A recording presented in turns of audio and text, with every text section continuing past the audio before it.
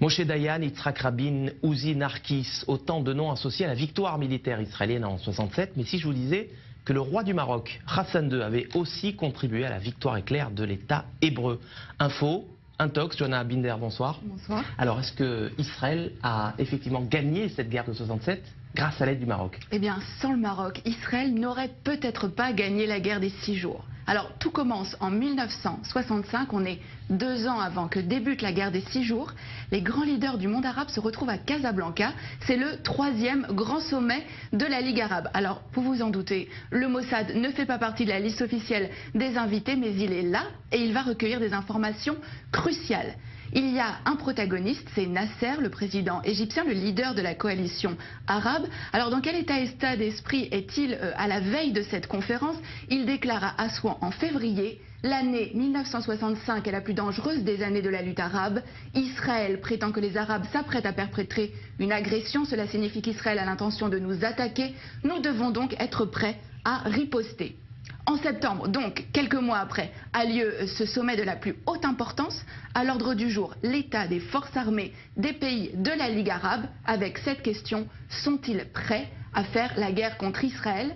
L'autre homme clé de cette histoire, c'est Hassan II, le roi du Maroc. Il va permettre aux renseignements israéliens de connaître ses ennemis. Et c'est à ce moment-là que le Mossad va donc entrer en action. Oui, absolument. Le Mossad va donc préparer cette opération en amont de la conférence. Plusieurs jours avant, une équipe du Shin Bet et du Mossad, il s'appelle à Tsiporim, donc les oiseaux, vont occuper le dernier étage du très luxueux hôtel à Casablanca où sont attendus les dirigeants arabes et où va aussi avoir lieu la conférence. Mais la veille de ce sommet, Hassan II est pris de panique et il somme les agents israéliens de quitter l'hôtel. Mais au terme de cette conférence, il va livrer aux agents israéliens l'enregistrement complet de cette conférence. Hassan II a tout enregistré en secret. Il n'a pas confiance dans les invités de la Ligue arabe. C'est à peine croyable. Mais qu'est-ce que les Israéliens vont bien pouvoir découvrir sur ces cassettes? Alors, les enregistrements vont révéler qu'il est question de créer un commandement arabe unifié pour mener les hostilités contre Israël. Et le point crucial, c'est que les rangs arabes sont profondément divisés. On va pouvoir entendre des échanges extrêmement vifs entre Hussein de Jordanie, mais aussi Nasser. Et alors, ce qui est vraiment important, c'est que les nations arabes vont vraiment révéler leurs faiblesses. Elles ne sont absolument pas préparées pour une guerre contre Israël.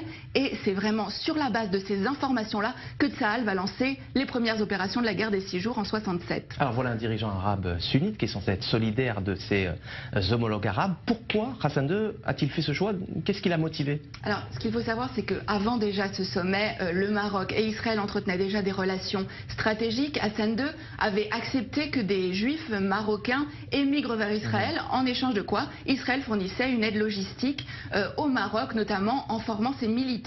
Et suite à cette opération, qui a vraiment été considérée comme le fleuron des renseignements israéliens, Israël est en dette vis-à-vis du Maroc. Seulement un mois plus tard, en octobre, cette dette a un nom, c'est Mehdi Ben Barka, le plus farouche opposant d'Hassan II.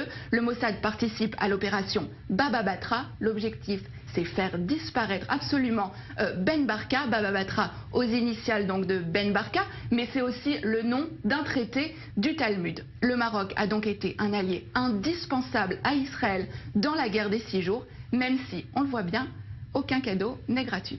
La petite histoire de la grande histoire. Merci Johanna Binder pour ces détails croustillants, dignes des plus grands films d'espionnage. Merci d'être passé nous voir sur le plateau du Mag-Orient.